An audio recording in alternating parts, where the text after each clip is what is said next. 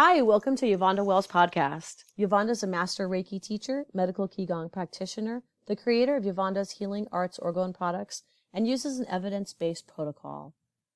I am Divine Fractal, and I'll be your host today. And now I would like to introduce you to Yuvonda. Hi, Yuvonda. How are you doing? Hello, Divine. I'm great. How about yourself? I'm good, thank you. It's so wonderful to see you. Good to see you. Hello, everyone. Welcome. Episode number 2. Yeah, so today we're going to be going through your timeline, at least a nano version of your timeline, correct? Very nano version. Yes. Okay. I know we've had some conversations, many conversations really, but one of the things you wanted to point out was the difference between victim and survivor, and you call yourself something else entirely. So could you tell us about the difference between victim and survivor? Okay. So, first of all, I call myself an adventurer. I choose this because I'm not a victim, because victim is living in the actual trauma. Survivor is living in the past. I choose to be in the here and now, in the present, and move forward. So I'm an adventurer, and all the experiences have been an adventure. Most of them not pleasant, but doesn't matter. It's still an adventure and opportunity to learn many, many things. I love that though. I think adventurer is such a positive way to look at it. There's a lot of sayings that you have that I really appreciate like that because I think putting a positive spin on things is the way to go. So I really like that. I appreciate that.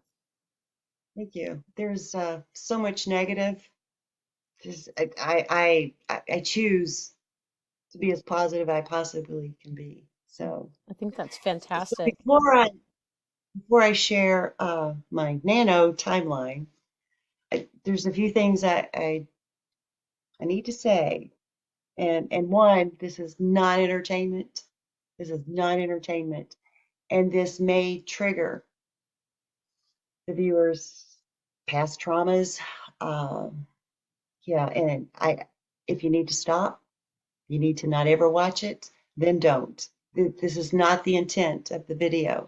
It's to give an overview of many of my experiences, to understand that when I say, well, I do understand because I've experienced something very similar or the same thing, I'm being genuine. And I also want to show that no matter how horrific, how traumatic, how devastating something can be, if you have the desire, you want to get through it, you have the power to do it. Absolutely have the power to do it. Because much of what happened to me is, some things are unspeakable, but I'm here and I have a good attitude about it. At least I think I do. You do. You absolutely have a great attitude about it. That's undeniable. Yeah, I think that's a really good thing to point out. So, that if you do feel uncomfortable watching this, it is triggering some past traumas. Right now might not be the time to watch this episode. Maybe in the future will be a better time, or maybe it won't work out. Okay, so let's get to this timeline. I believe this starts many years ago, right? It does. It started on a very cold and windy New Year's Eve. It's December 31st, 1994. Approximately 5:45 p.m. There was an auto collision. I was a restrained driver driving a minivan, had my then husband in the passenger seat. I was to be a safe and sober driver for a New Year's Eve party. At a T intersection, got rear-ended. A woman driving a rental car. So, if anyone's dealt with auto accidents, put a rental car in and it gets really messy. Anyway, she was going at an excessive rate of speed. Come to find out, she was inebriated and was on crack. So, uh, vehicle and myself, ex-husband, there was 5 impacts on the vehicle. It exploded. It was horrific. Prior to this accident, about a month, I had a vision and I saw this accident. I just couldn't quite make out the detail of the vehicle involved. So I figured I have this vision, I've got this foresight. I prayed for everyone I knew for their safety, There's security, for people on the road driving, for everyone to be safe. Every day and night, I was praying for a whole month. I forgot to pray for myself. Lesson number one, pray for Okay. yourself. That's a good lesson. Yeah. So this was my first confirmed death. I did die in this accident, and when I came to, um, yeah, I didn't know my husband. I even argued with the police officers and the EMTs on scene. I wouldn't marry someone like that. Um, I did know that I had a daughter and I knew her name, but the information I was giving was when I was living at home with my parents. Phone number, the address, everything. No one could convince me I was married, especially to that man. So I did have an out-of-body experience where I observed the scene, and then it went from out-of-body to death. From my experiences, there is a difference between near-death experience and death experience. And at a later video, I'll go into more detail on that. But so while I'm having this out-of-body, I can literally see the stream of energy leaving myself on the ground and returning to me being up above. It was energetic. And then poof, I'm going straight to a light. Um, so while I was in this space, which wasn't connected to my body or anything like that, I did have a life review. And the life review is not what I was taught, because I thought when I die and before I can enter the pearly gates, I've got to stand before an angel and he's going to have the book of life open and go flip through and he's going to find my name and I'll be judged at that moment. That didn't happen for me. The judgment came from me. I literally reviewed my entire life in moments, minute details. I've got to say, I was good except for two things. And I have since corrected those. But so during this life review, there were pockets along the best way I can explain it. There were pockets of my life, but not in this physical body here and now, what that I thought I knew. The memories were massive, massive, way more than I had actually lived, or at least thought I'd lived. Um, I was shown other things, told other things, and I didn't want to come back, and was told I had to. Got slammed back in my body, and so anyway, I've got notes so I don't get distracted, and I think I'm getting distracted. But So, from the 94 accident, physically, what was the physical traumas that you had from that accident? traumatic brain injury, sheared brain stem, hundreds of broken bones, fractures to compound fractures. Soft tissue was basically shredded. Several doctors literally called it hamburger meat. There was nothing they could do about it. Um, Jaw messed up. I mean, the list was endless. The opportunity to rest and heal just wasn't in the cards for me. So I kept going and I did the best I could. So during the 1994 accident, I saw a symbol. Okay. I Once I was able, I tried looking it up. Online was just in the beginning stages, not much information was there. I had no idea where to find it. I was clueless. And was getting gas at a Minute Mart one day and I saw that symbol on a flyer and it was advertising Reiki classes. Took the flyer, made the call, took the classes, and I I became attuned to Reiki for the sole purpose of healing myself. To help others was not even in the picture. It's not. It was to heal myself. So I started making great progress, and I was studying acupuncture with an old Chinese guy. He was a Qigong master, That's amazing. and yeah, I asked him his age. He told me to guess. I guessed 98, and he kept shaking his head no. I mean, I went from 70 all the way up to 98. I was like 99, and he's shaking his head. I stopped. I don't know how old the guy was. Wow. no idea. But anyway, so I also started college. I was pre-med. And so while I was in college, I did a lot of research. I wrote multiple white papers, research papers for the AMA, the NIH. The professors took the credit, and I got an excellent grade. I was also a research assistant for a professor of geology. He was in the oil and gas industry, and there he taught me how to dowse and some other pretty cool skills. But so through that, I was able to get some contracts where the county dump where the school was located, refuse center, whatever. Anyway, so dowsed along with all the different type of geographical maps and things, plotted out the best place for the city dump. I also had some contracts to do homes, people by building new homes to dowse to find the best locations. So I love that. Dowsing's one of the skills I would love to learn. I can teach you. It's easy.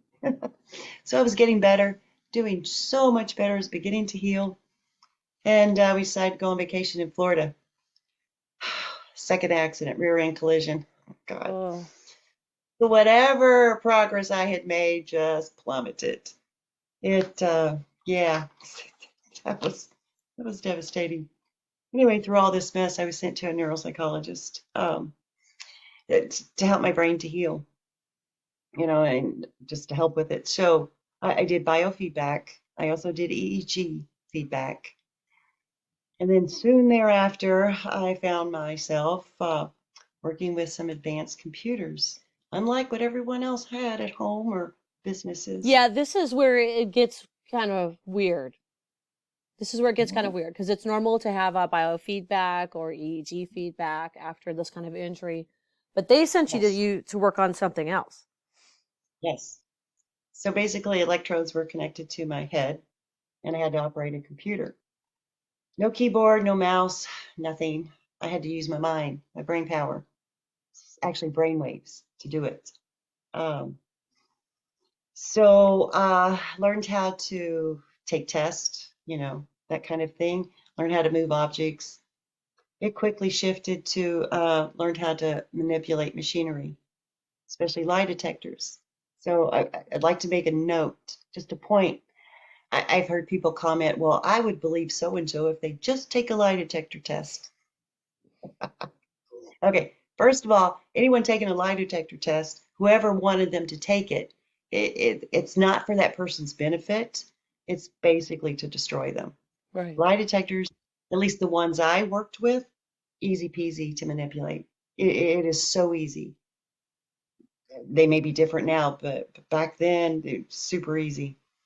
So I also learned how to bypass physical sensory equipment, sensors, and rendered them either inoperable or they did as I directed them to do. So this continues on, and suddenly the neuropsychologist raped me at gunpoint.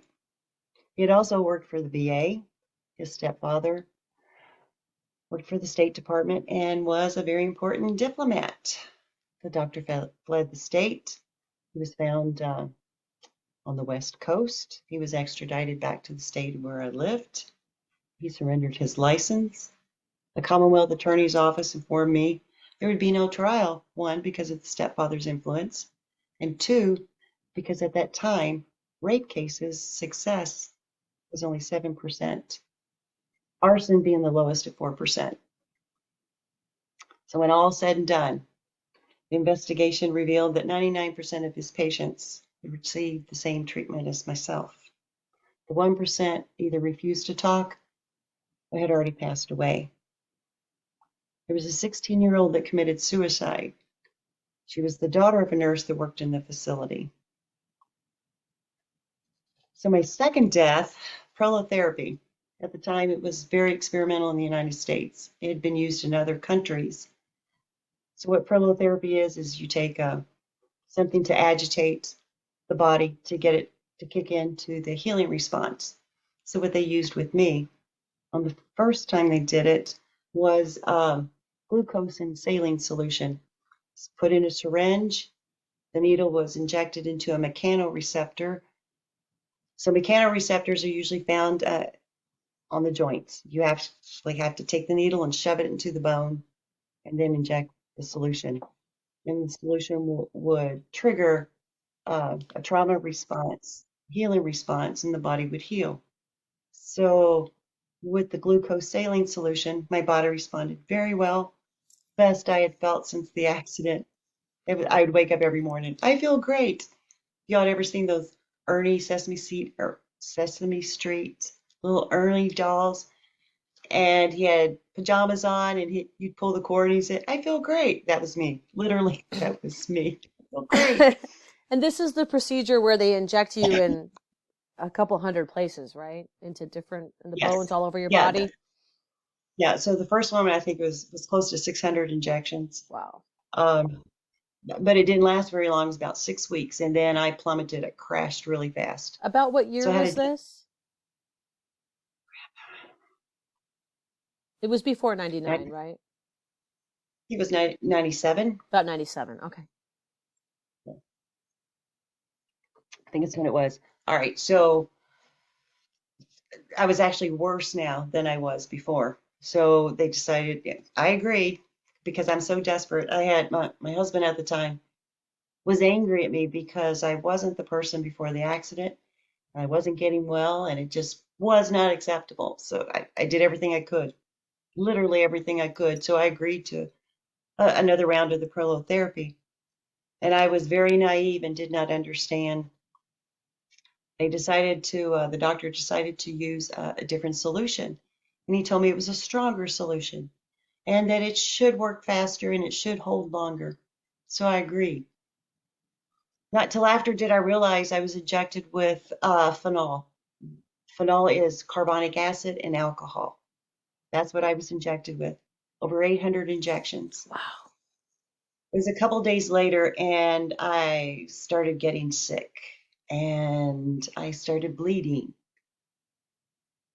My doctors where I live, I tried University of Kentucky Hospital. They couldn't help me. I tried University of Louisville Hospital. They couldn't help me. They sent me back to the doctor that did it. And basically, the phenol, carbonic acid, had turned on my body and was eating it up from the inside out. It was basically liquefying my body. That's what it was doing. I remember So I had when blood you, out my nose, out my yeah, ears, out my mouth. My spit was blood. If I barely bumped my hands or anything, blood would just pour out. Yeah, so that was put in a hospital, and yeah, that was rough. This is my second death. Came back, and I could feel myself going again. And I got a phone call. My daughter was very young at the time. I think she was 9. And this was back, well, right when Ma Bell had split. Long distance services were just astronomically high. So I had a long distance service where you actually had to call that number. It was very complicated to do, but she figured it out. She did it on her own. She called me, and she's like, "Mommy, I know you died and you're going to die again. Please don't die. Please don't." that's Yeah. heartbreaking. Absolutely heartbreaking. So your daughter figured out somehow through this complicated process to call you long distance to beg you She not to did. die. And had she not, I, I think that one would have been it. But anyway, moving on. Yeah, you have to come back for your kids. Yeah. So in 1999, I decided to divorce, and oh, that's a whole novel in itself. But anyway, finally I was successful, and I moved to the state that I live in now. So here I am, I have no job. Oh gosh. And I kept losing one after another just because I didn't feel so good. I was working on it. I was working on it. Finally found a job with an international logistics brokerage company. Started out as a researcher. It was a small company. And I quickly advanced, and I was very good at negotiations and soon found myself as a vice president of negotiations. I traveled extensively in Europe and the Middle East, organized and held many multinational meetings, met and worked with many well-known people, brokered the deal for Athens, Greece, fiber optic cable purchase for the Olympics. So then 9/11 happened. Everything kind of fell apart. Found myself with no job again, so I decided to return to school to finish my degree. Except I had decided not to become a doctor like I had initially planned, and I switched to business.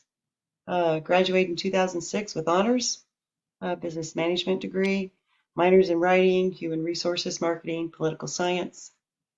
Um, I had physically gotten better. I was running, and I decided to up my game, and now I started running marathons. That's amazing that you healed from those prior injuries enough to get to a point to be able to run marathons. I mean, that's pretty incredible. Thank you. Oh, and I did qualify for the Boston Marathon twice. So, Oh, congratulations. and so, yep. After that, I got a position with a aerospace research company, um, rocket science basically, and data mining. And so the data mining was kind of my area. I was a technical writer, special projects manager. I took care of their conferences, either putting them on, attending speakers, exhibits. I did that quite a bit, convention attendance, representation. So my daughter graduated from high school because I had promised her I wasn't going to change our lives until she was a little more mature. So anyway, in 2008, I married a physicist, was a naval officer. He taught nuke school. Specialty was optics, lasers. Works for a research lab on a military base, Air Force military base. So those of you that know anything, So after marrying this man, uh, started having seizures, massive headaches. I couldn't run anymore, and my health kept just deteriorating. Couldn't understand why. It got to the point I couldn't run, even though my diet was excellent. I hadn't done anything. It didn't make sense to me. Right, just unexplainably had a downturn. Yes. The only thing that changed was I married this man. Marrying this person, yeah. Yep. So it was soon thereafter I got fired, terminated, because, well, I was sick. The doctor wouldn't release me. I was having seizures. No one could figure out what was going on with me. This continued. I continued to regress. And then didn't Pain they was asked. put you on a drug at that point for the seizures? Yeah, Neurontin.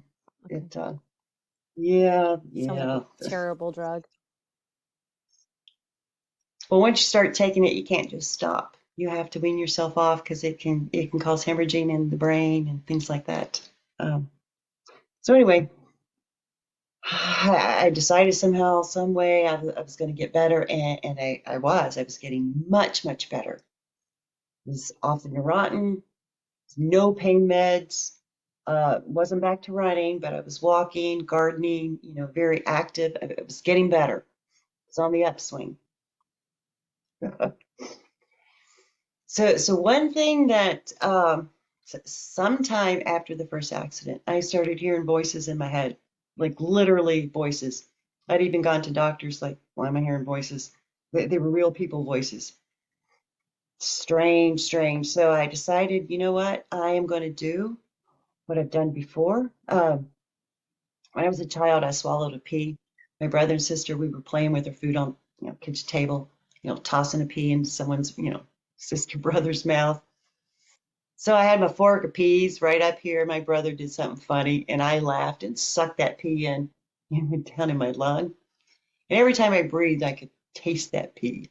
So I told my body, just get rid of that pea. Just cover it up. I don't want to smell it or taste it anymore. And then soon it disappeared. Later, I found out that the pea had been encapsulated. So I thought, I remembered that. Wow. So I thought, whatever is causing these voices, I'm going to fix it. So I did. Several weeks later, I noticed that my right mastoid bone was really tender and sore.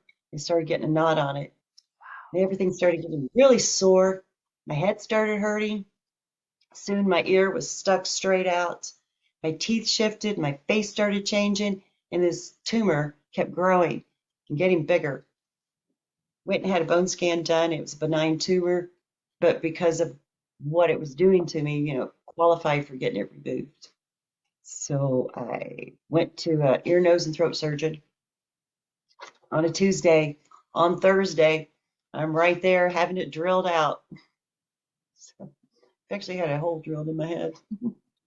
Anyway, so after the surgery, the surgeon told me that they broke 2 drill bits, and he was so shocked because he said my bone density should not have broken drill bits, and that the bone color was extremely odd. It was a brown gray color, and it smelled very different.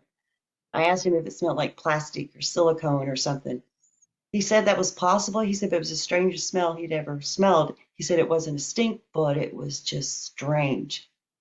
But he told me not to worry. He said, we're sending it off for biopsy. We'll go find out what it is. So when I went back for my checkup, go through the whole appointment, and he says nothing about the biopsy. So I was like, he's about to leave. I was like, whoa, back it up. What about the biopsy? Let's talk about this. He said they lost it. And I was like, why would they lose it? He said, I'm not saying anymore. He said, they lost it, let it go. That's what he said. I was like, this is crap. That was in my body. It's mine. Find it. He's like, let it go. That was it. That's I could. yeah, that's fascinating, and that's really crazy too. So you so I assume that you didn't hear those voices anymore, right? Those human voices? Oh, completely gone. Completely gone. Wow. Never seen since. So there was something in there. Something in There. there they Yeah. refuse to talk about. That's Yep. wow. Yeah. So yeah, that All was right. interesting. So this is all while you're All right. still married to this same person that had the research Yes. job. Mhm. Yeah. So yeah. So once I healed from that, and whoa, having a hole drilled in your head's not very fun, but Yeah, that I sounds I survived. horrible. Yeah. So now I can literally say, well, I need that like I need another hole in my head. No, I don't need it. Okay. Sick humor. You have to joke about these things. There's nothing else you can do. It's just There's nothing else. It's just, otherwise, it's too sad. it's too much. Right, right. So my hearing was also restored, which the second accident just it knocked a bone loose, and yeah, so that was a good thing. I was doing better, improving, and I started thinking, yep, okay, I'm gonna start looking for a job and feeling better. This is good. Life's good. And so it was I don't remember what month, but anyway, was gonna go to the local plant place, right? Buy some plants. And so my husband went with me. We get out of the car, he's holding my hand, just happy. He kissed me on the cheek. Happy day. This is good. This is good. So we walk in the place because I'm going to buy flowers, right? He sees someone he recognizes, immediately drops my hand, took his hand and just did this. I fall on the ground. I was totally shocked. Totally shocked. He just took off running. The employees helped me up, scraped my knees, my hands. Just devastating. It's like, what the heck's going on? I know I got home, but I just don't remember how. I still have no memory of how I got home, but I did. Once I was there, I cleaned myself up, and so I went to my then husband, and I asked him what was going on. What the heck's going on? Why'd you do this? This is insane. This is crazy. And so we were standing in the hallway, and he's like, I can't talk to you right here. I can't talk to you here. Yeah, come over here. So I'm literally in the middle of the living room. It's a huge living room, huge. And he takes these hands, puts me in a very specific place, looks around, backs up. I'm like, well, what are you doing? What? He's like, I can't talk if you move. Don't move. Just stand there. I was like, okay, I want answers. So I asked him, who, what, where, when, why, all that. And yeah, so anyway, he basically, how do I put this? Anyway, he basically told me that the reasons he married me was not what I believed. And while he was sharing this information with me, my head just it was like a screaming, searing noise in my head. And I was like, I've gotten information that has shocked me, emotionally shocked me, and that's never happened. And my heart was burning. It was burning. And I'm like, what is going on? And then I didn't even hear what my then husband was saying. And I dropped to my knees. I'm holding it was like, okay, what do I hold? It's something, my heart was hurting, my head was hurting. And I'm on my knees facing the ground. And suddenly blood just squirts out my mouth. Oh, geez, it was so bad. My heart hurt, my head hurt. I don't know. He went somewhere. I didn't see him for the rest of the weekend. And I crawled to bed, stayed in bed all weekend. So And he Monday I literally crawled. just left you there on the floor. Blood's coming out of your mouth. You're in extraordinary pain, and he literally just left. Yep, yep, just left. Okay. Yeah. So anyway, so I went to my doctor and told him what happened. And he said, Yuvonda, it's just heartbreak. I was like, yeah, but hey, to be honest, I don't really love him enough to have that kind of heartbreak. I just don't. I said, this wasn't my child. This was just a man. He's like, it's heartbreak. And I know heartbreak is real. Heartbreak can cause real damage to the physical heart. That's genuine. And I get where he was coming from, but it just didn't feel right. I didn't feel right. So seizures started happening again, and it was awful. I would get up in the morning and have to go to the bathroom, and my legs wouldn't work, and my head would hurt really bad. And did this doctor test you for anything? Yes, yes, they did all kinds of tests, just all kinds of tests, blood work, stress test, you name it, it was done. They even scoped down my throat to see my heart, did everything. It was just inconclusive. Everything seemed normal. I had, hang on a sec. Can we pause for a moment? Yeah, 1 second here. So my cholesterol levels were normal. I had no plaque buildup. There was, other than my symptoms, there was nothing wrong with me. So they said, psychosomatic, psychosomatic. Okay. Except my health kept plummeting. My legs would go numb. I would have severe headaches. I would have a lot of confusion, and this kept up. It kept up, and I kept falling, injuring myself. Um, yeah, it just kept happening. I'd go back to the doctor, and it's like something's wrong. I even had strokes in front of them, and they're like, you're just having seizures. We're gonna have to run more tests. So you keep getting worse and worse, and they keep telling you, "Oh, nothing's wrong. Nothing's wrong." Nothing's wrong. Nothing's wrong. And So you became bedridden at one point, didn't you? I mean, with all of these yes, injuries and the pain. yes, yes. Headache and nausea. Then the nausea started. And I would see so much that whatever was in my stomach, it was coming up. So that kept happening, and then there was one time that was so severe. So I asked my now ex, to call an ambulance, and he refused repeatedly. So finally, yeah, eventually I called myself. But on one particular event, apparently I had passed out, fallen on the floor, and and I come to and there's a foot on my face, like poking it like this, and then the foot was pushing my ribs, pushing on my belly. Yeah, I was like, what is going on? And I seen my husband's doing this to me. It's like, whoa. I'm, kind of confused, like, what the heck? What am I doing on the floor? And he had his phone out, and he had been timing me.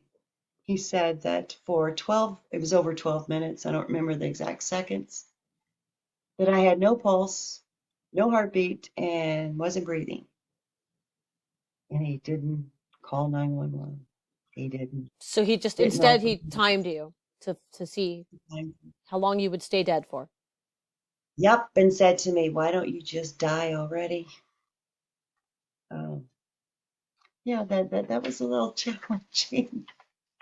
But anyway, it kept getting worse. It kept getting worse, and um, so at one point I had called, and the 911 ambulance came, took me to the hospital, and they were going to do an MRI on me.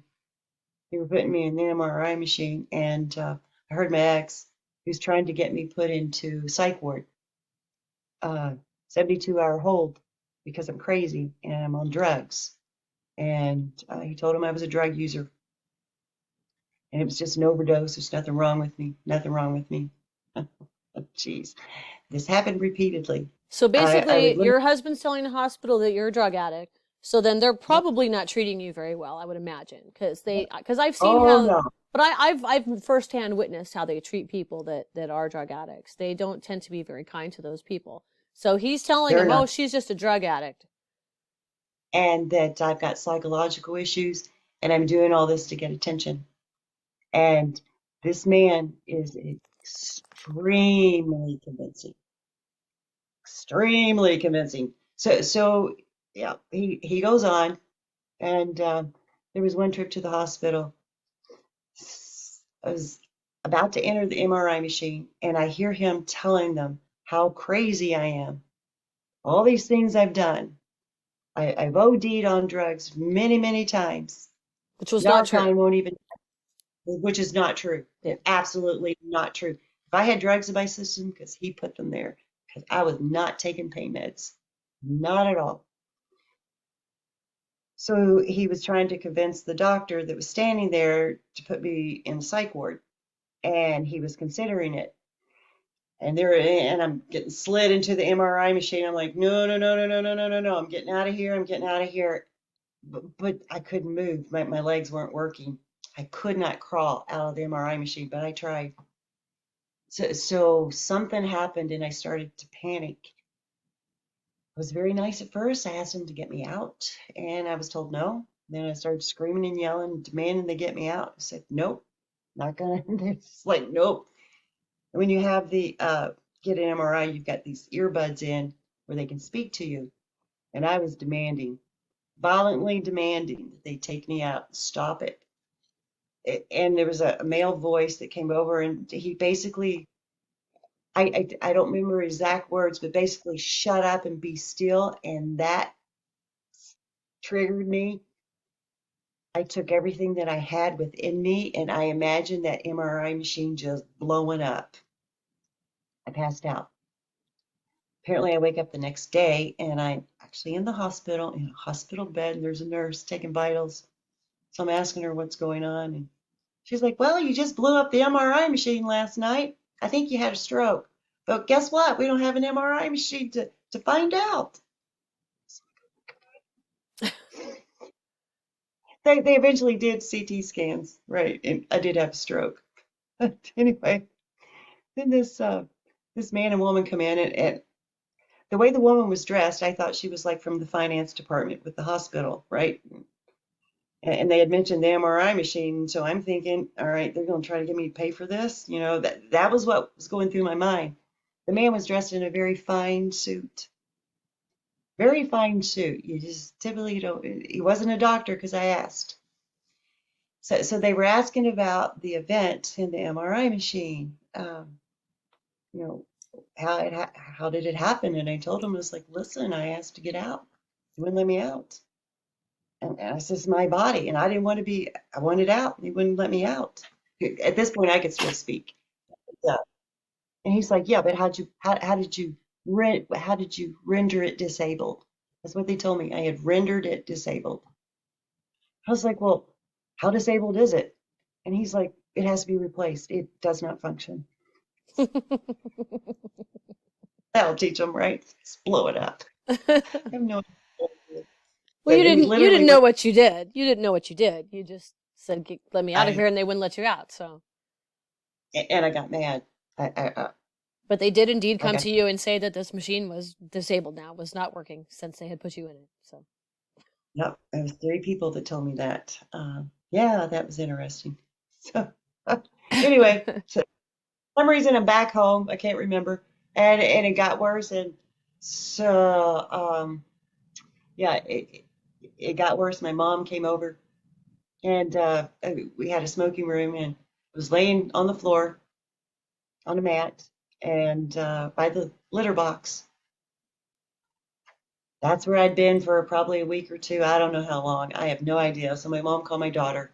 She's they had a fit at the conditions that I was in, and they had to call the police to escort me and the ambulance to a hospital so I could actually get proper care. Okay, so your mom came to visit and found you on the floor Yep. on a mat in like a Mhm. small room or something, a garage Yep. or something, in Yeah, it was.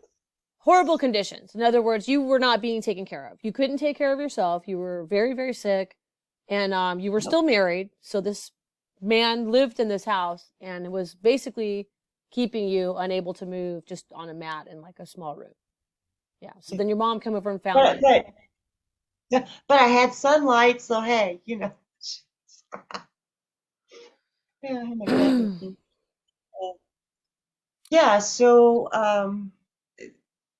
they did test on me, and at this point, when the police escorted me to the hospital so I could actually get care, my daughter, mom, it was horrible. It truly was. So that's when they discovered that I had been having all these strokes. So much so it had destroyed my brain. 25% of my brain was completely destroyed. The neurologist told me that it was basically a puddle of bloody mush. My hypothalamus was completely gone, and pretty much every part of my brain had been affected. Um, I was paralyzed. I could still speak at this point, but I was paralyzed. I could move. I had partial paralysis. The left hit got hit worse, but my right I could still move, so I could feed myself. So so I was in the hospital a couple weeks, and let's see. One night I died. The hospital called my daughter. They shared with her that I had passed away, and they wanted to know what funeral home would be picking me up. So my daughter got that arranged, and I remember waking up. Something was on my face. I couldn't like what's going on. So I was mumbling, trying to move, figure out what's going on. Why is my face covered up? This man and woman is screaming to the top of their lungs, screaming, screaming, and I'm just I'm confused. I have no idea what's going on. Medical staff was like all over me. I think they were taking me to the morgue. But anyway, yeah, Yeah, I think you were on the way to the morgue. They called your daughter, said you'd passed away, arranged for funeral home, and then you weren't dead. yeah. So I still don't know how long I was dead, but when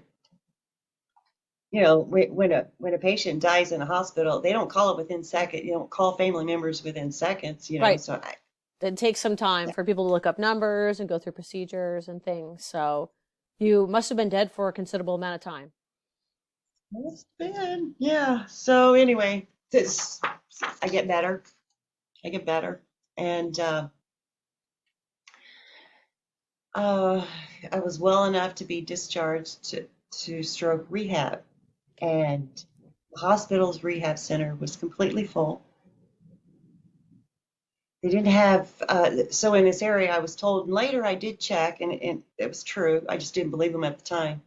But you have to be 55 or older to be admitted into an independent stroke rehab facility, and I wasn't 55. So I somehow my ex had some influence, and because I was a quote unquote drug addict, he sent me to a drug rehab center. That's insane. That's It's absolutely insane. insane. I couldn't walk. I could not walk. I couldn't walk. You know, uh, yeah. Anyway, yeah. So it was an awful place. It was an absolutely awful place. It was so awful. I was desperate, and I've learned when you're desperate, there's not much you won't do. Well, there It's really was not some more horrible experiences that happened at that location, I believe, too. And we don't have to get into all of those details as well, but you did finally get out of there, right? well, yes, into a drug rehab center. God. And it was a very unpleasant place, very, very unpleasant. I just wasn't used to being treated like shit. I truly was not used to being treated like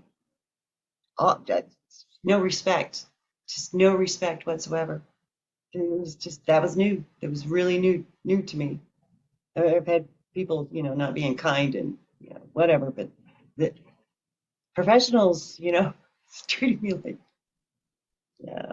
So, so anyway, so I'm at this drug rehab center and I'm calling everyone I knew, everybody that I knew, all my friends and family. They all had the same story, even family. No, I had a couple beers or I had a drink, a glass of two or wine. I just can't drive. Every single one of them said the same thing. Every one of them. I was like, shit. So nobody would come Okay, get you because probably hold on. the husband at the time had probably talked to everybody and convinced them that somehow you were a drug addict, even though you couldn't walk and you'd been in the hospital and you Right, couldn't have even been doing right. drugs. Slurred. Impossible, right? Right. Yeah. So I got myself in bed and I'm trying to rest, and my head started hurting really bad. And note, I was upset. I was upset. There was nothing pleasant about that place. Nothing pleasant. And thank God I had my phone, right? But so there was a nurse's aide, and she was absolutely wonderful, very kind person. The nurse in charge, there was only one on duty, and she was quite hateful, quite hateful. Anyway, I started having stroke was happening, and I could feel it. So there was an actual call button in the room, so I pushed it. She comes in and told me I was faking it, and that my faking it wasn't gonna make it there. And she walked away. Did it again, and it was getting worse. I started seizing, and I couldn't dial 911, or I would have dialed 911 myself. And the aide comes in and she recognizes that I am in genuine distress. And she goes back to the nurse at the station, and my room was right by it, and I could hear. And I could hear her telling, listen, this woman is really, something's wrong with her. You need to call 911. And the woman refused. And she's like, well, I'm calling. She's like, you call and you're fired. And she's like, well, fire me. I am so grateful for that woman. Still don't know who she is, but I am so grateful. Anyway, moments, I don't know how long it was, but next thing I know, there are EMTs coming in the room, and they were just livid. They were yelling at the head nurse, how could you be so stupid? My God, this woman's dying. She's stroking out. So I'm on the stretcher. They get me in the back of the ambulance, shut the door, and they're literally driving off. And there's this banging on the back of the ambulance doors. The driver hears it. He stops. And the EMT next to me, he opens up the door, and it was that head nurse. She had my suitcase and stuff and literally threw it into the back of the ambulance. It landed on my legs and my hip, fell over in the floor. Uh, Shocking, shocking. So when I get to that hospital, that's all I remember is getting there. That's it. I don't remember anything else till I'm in a room and I can't speak. I absolutely cannot speak. I can't move one arm or the other arm. It's like nothing. I'm a quadriplegic and I can't speak. I don't know how long. I don't know how long. Um, I've looked at the records and I blank out. So it is what it is, right? So Well, it's a I very am laying traumatic there. experience. Yeah, I'm not surprised that you can't really remember or you don't really know. I do remember knowing that this is no, I can't be this way. So I was trying to do mental Reiki on myself because I couldn't move my hands and arms, and I was praying, calling in my divine team. It's like, listen, guys, y'all got to help me. It's not healing like before. You know, I don't know what to do. I can't get things to connect. I can't move again. But because before, when I'd have a stroke and I'd be paralyzed, I would just focus my thoughts, literally focus. I would energetically make my body move. And then the brain would connect and things. But this was different. It was just so different. And what I was doing wasn't effective. And so I remember I'm laying there, it's like, okay, doing my Reiki, self Reiki, but I'm not moving my hands. I'm just doing it, with my thoughts. And this ball of light comes in the room, and I'm looking at this beautiful golden white ball of light, and it comes down and it absolutely encapsulates me. I was like, this is awesome. And next thing I know, I'm literally being lifted out of the bed. I'm kind of in the upright position, go right through the wall out. I could look down and see the hospital. I could see the cars on the street. Next thing I know, gone. And then I'm in this space. It's like really dark, and I see the biggest craft I've ever freaking seen in my life. I don't know if it was miles long or whatever, but it was massive, massive, huge. And there's this little tiny black spot. That's where kind of went in. I went in. I could see beings around me. They didn't need a craft. So we go in this hole that looked like a little tiny speck. Oh my God, it was like a football stadium wide.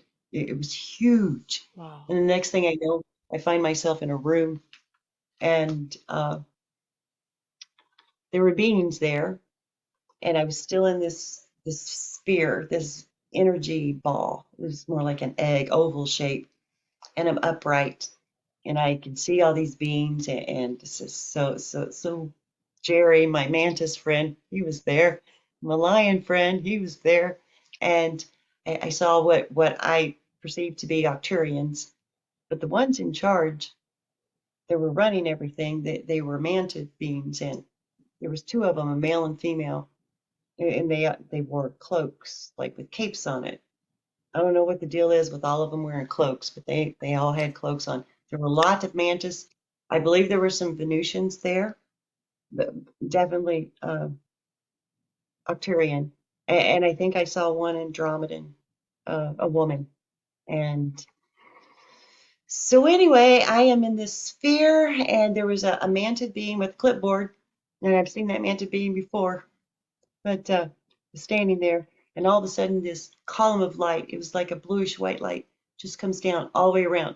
It was literally like I was in a tube, and I my body just kind of turned around, and I'm there, and all of a sudden, it was, I felt it was audible. Everything's telepathy, but it was energetic, and I really think it was audible, and then also telepathic. I could hear this. I was like, what the heck's going on? And I was able to turn, and I looked. With the walls were kind of this pearly white. All of a sudden there was like screens, but they weren't screens. It was holographic, yet it wasn't holographic. I don't know how to explain it. Strangest thing ever. But they were images of me, my body. And there were different images, were literally different layers. There was one of just my brain and my nervous system. There was another one of just my organs. There was one with everything combined. There was one that literally had every trauma that my this physical body had endured during a lifetime. That was the moment when I realized how precious this our human body is, our temple, that one little trauma you think's not a big deal. If you don't clear that out, holy moly, the damage that it does is just, it just goes everywhere. It that was a serious moment for me. It The damage was quite severe, and I remember looking at my brain, my nervous system, and all I could think of was, "Oh, you're fucked." I'm sorry.